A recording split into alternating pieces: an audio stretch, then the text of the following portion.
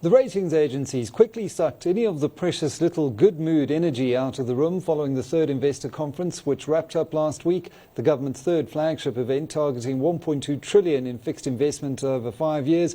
Moody's now seemingly exasperated after giving South Africa the benefit of the doubt, while Fitch and S&P had long since seen the writing on the wall, downgraded both ratings to Baa2 and maintained a negative outlook due to a further expected weakening in South Africa's fiscal strength. Fitch downgraded both ratings to BB- and maintained a negative outlook to reflect high and rising debt, very low trend growth and extreme inequality, it said. And Standard & Poor's kept its assessment of our foreign currency debt 3 levels below investment grade with a stable outlook.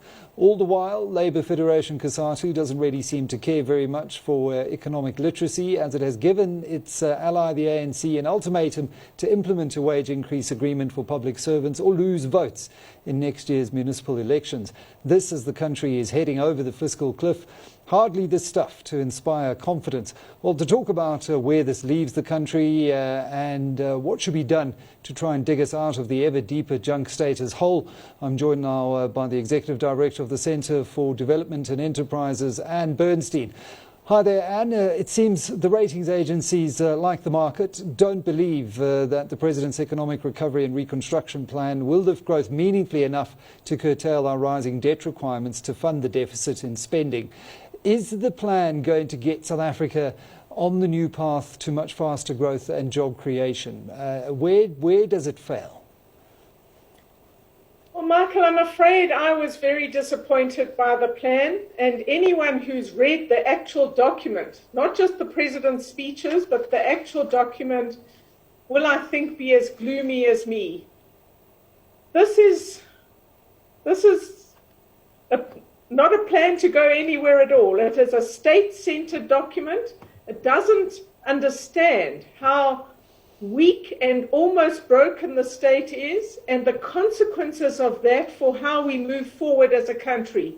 It's really hard to understand how we see this corrupt, captured, almost broken state at almost all levels of our society being able to drive a complicated reform plan. It's not possible.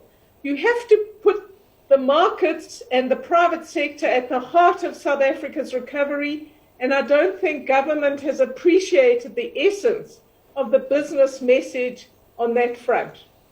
Now, putting the private sector and the markets at the heart of this recovery is critical. You hear a lot of that speak, that rhetoric, when government talks about bringing in the private sector to help fund infrastructure, to partner in PPPs, to either build, own, operate or build, operate and transfer these big infrastructure projects. And there is some acknowledgement of the lack of capacity inside the state. Whenever I chat to Dr. Josienza Ramakgopa inside the presidency's infrastructure division, he says that they're working with the CISA to try and get private sector skills seconded into the state. Is that not enough of a recognition that the state doesn't have the capacity? Look, let me step back a bit and say that I think one of the first steps for a country in the trouble that we're in, we have to be honest as to why we're in such trouble. It's not just the Guptas and state capture. It's not just COVID. It's a series of terrible policy decisions over at least 12 years. And we've got to be very honest about what has got us into this really horrific situation. When you look at the fiscal crisis, you look at the unemployment situation, you look at our lack of growth, our expanding expenditure, just everywhere you look, not to mention a social crisis now. So I think we need much greater honesty on why we are in such trouble.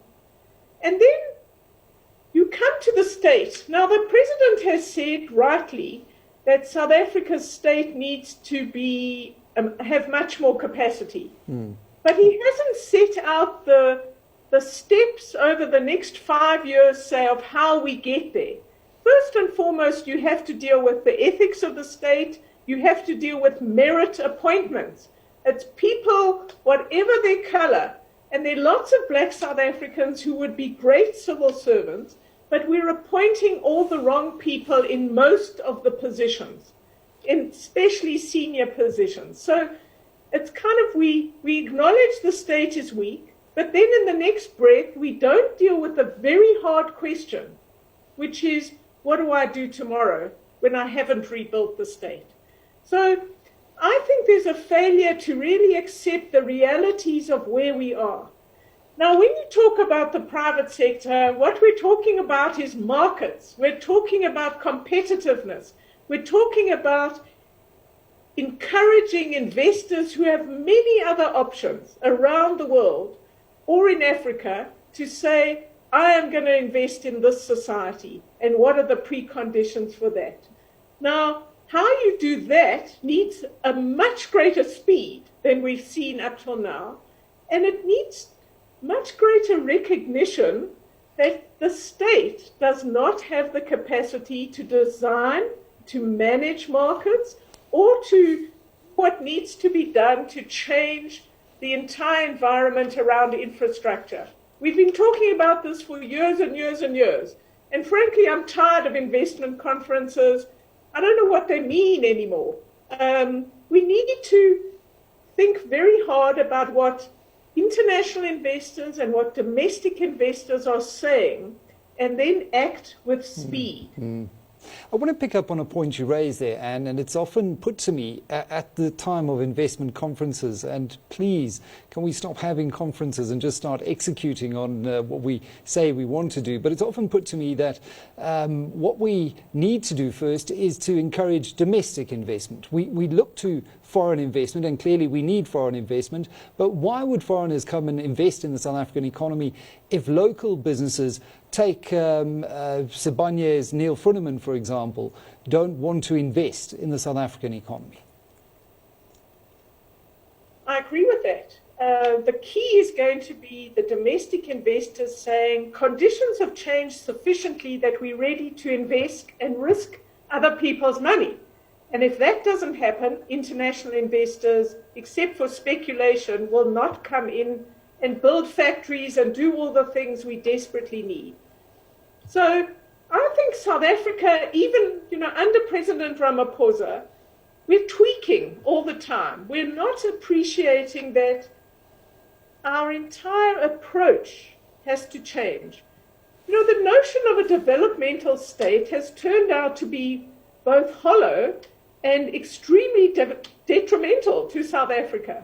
If you think of the state-owned companies or anything else, we are seeing a failing state. Now, this is an enormous challenge, and I'm not saying it's easy, but you have to then change course. And that doesn't mean you do exactly what you've been doing up till now, and you say, oh, hello, private sector, we'd like you to, kind of come to a meeting. We'll decide on the projects. We'll decide on the priorities for growth, but we'd like you to invest.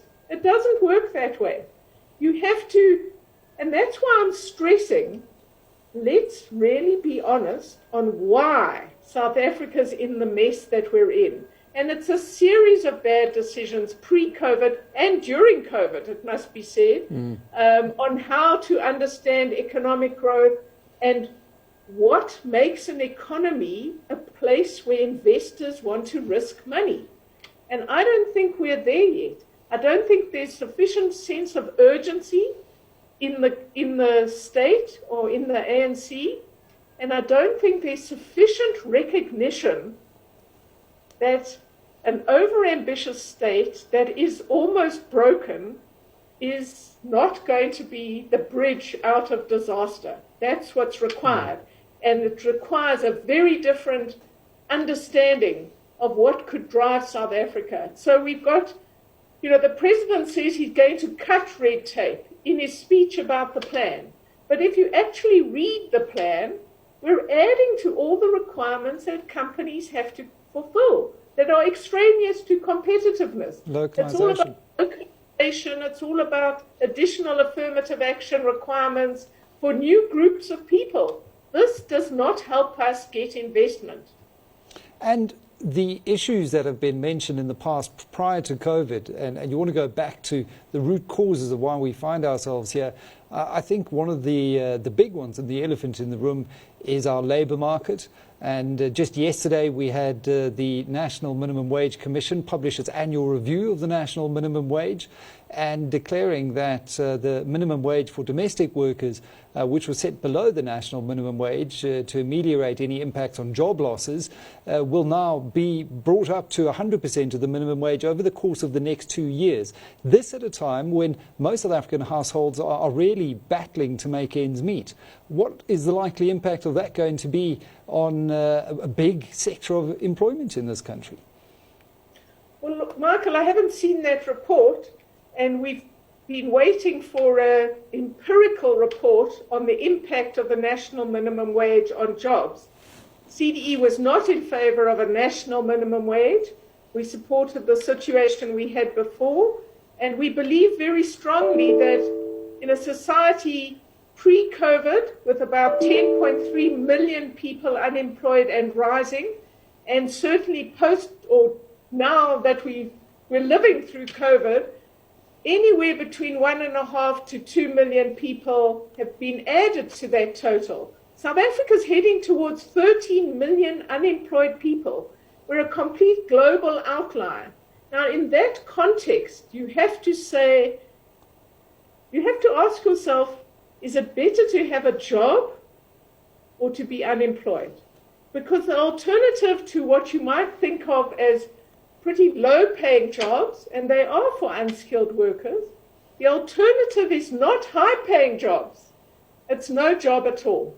And South Africa is living proof of that. So the issue facing South Africa is, how do we make this a much more labour-intensive economy? And that requires changes to the rules of the labour market.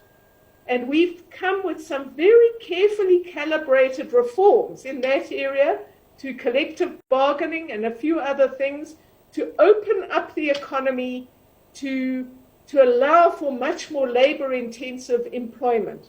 We also should stop subsidising, or we need to rethink subsidising capital-intensive activities in the economy and look at putting more money into encouraging employment. So there are a lot of issues here. And here again, the plan was very disappointing. It was in August 2019, the National Treasury came out with a reform document which we support. And it said we needed changes to labour laws and the labour market. This very quickly got removed. It was sort of shunted off to the nowhere land, maybe to appear in NEDLAC one day when you and I are much older. And then if you look at the plan, on the third last page of quite a long document, you see a series of bullet points, and then labour market reform is there. It's not serious. So again, we're avoiding the big issues, we're avoiding the difficult issues, and South Africa's unemployment will continue to grow. Most societies have about 60% of their workforce employed. South Africa, pre-COVID, we had about 42% of our workforce employed. This is unbelievably low. It's now even lower during COVID, but it's a recognition of the terrible situation we're in, the complete waste of people's lives and resources for South Africa, that I don't think there's sufficient recognition of the changes that are needed to make a difference. Yeah, a reality check that one certainly hopes that the successive ratings downgrades will finally issue to government, and those will be cashed in, so to speak, as we see Treasury is and the SARB finally doing away with checks. We've been issued with one final reality check from the ratings agencies. And wait right there. When we return, I want to continue with this theme of labour inside the broader reform conversation in order to get growth going again in South Africa.